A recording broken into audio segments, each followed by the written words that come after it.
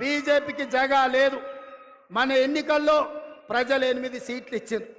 బడ్జెట్లో బీజేపీ వాళ్ళు గాడిద గుడ్డి ఇచ్చిండ్రు. మనకు తెలంగాణ ప్రజలు 8 సీట్లు ఇస్తే నరేంద్ర మోడీ గారికి బీజేపీ వాళ్ళు తెలంగాణకు గాడిద గుడ్డి ఇచ్చిండ్రు. అందుకే ఈ తెలంగాణ అభివృద్ధి జరగాలన్నా, ఈ తెలంగాణలో ఎడారులుగా మారిన భూములు పసిడి పంటలతో పచ్చగా విలసిల్లాలి అంటే ఇందిరమ్మ రాజ్యం రావాలి. పాలమూరులో పాలమూరు రంగారెడ్డి ఎత్తిపోతల ప్రాజెక్టు పూర్తి కావాలి. నల్లగొండలో ఎస్ఎల్బిసి టన్నెల్ పూర్తి కావాలి. ఖమ్మం జిల్లాలో సీతారామ సాగర్ ప్రాజెక్టును పూర్తి చెయ్యాలి. మీడియా మిత్రులకు కూడా నేను ఒక మాట చెప్పదలుచుకున్నా. హరీష్ రావు గారి సవాల్తో పాటు మా బట్టి విక్రమార్క గారు ఇవాళ ఒక సవాలు విసిరినరు. 100% మా బట్టి గారి సవాల్తో నేను ఏకీభవిస్తున్నా. వ్యవసాయ రంగమైనా, సాగునీటి ప్రాజెక్టులైనా, లేకపోతే సంక్షేమ పథకాలైనా మా పార్టీ తరఫున బట్టి గారు, ఉత్తమ్ గారు వస్తారు.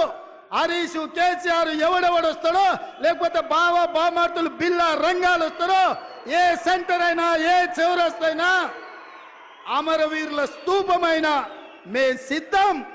మీకు సీము నెత్తురుంటే చర్చకు రండి. 10 ఏళ్ల మీ పాలన, 8 నెలల మా ఇందిరమ్మ పాలన మీద సత్త పెడదాం, సవాలు చేద్దాం.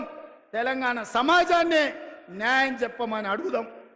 ఒడ్డు పడుకున్నాం కదా అని, టీవీలు పేపర్లు ఉన్నాయి కదా అని నోటికొచ్చిన అబద్ధం చెప్పి ఈ అబద్ధాలన్నీ పేపర్లలో రాసి ప్రజల్ని మభ్యపెట్టాలనుకుంటున్నారా?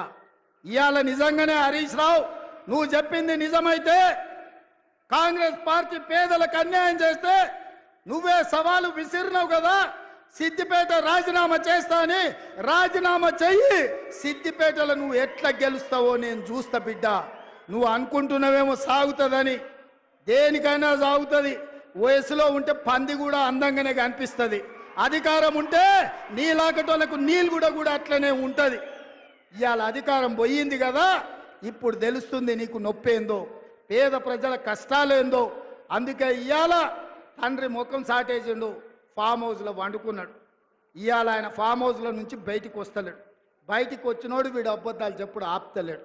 అందుకే మిత్రులారా అప్రమత్తంగా ఉండండి. అయ్యో పాపం అని సానుభూతి చూస్తారా అంటే నాగు పాముకు నాగుకు పాలు పోసినట్టే అవుతుంది బీఆర్ఎస్ సోనిగిన మళ్ళీ దగ్గరికి రానిస్తే. అందుకే ఈరోజు ఇంత మంచి కార్యక్రమం, ఇవాళ సీతారామ ప్రాజెక్టు ప్రారంభోత్సవానికి, అదేవిధంగా 2 లక్షల వరకు 3వ విడత రైతుల రుణమాఫీకి వేలాదిగా మీరు ఇక్కడికి వచ్చి ఆశీర్వదించినందుకు, ఇంతసేపు ఓపికగా ఉండి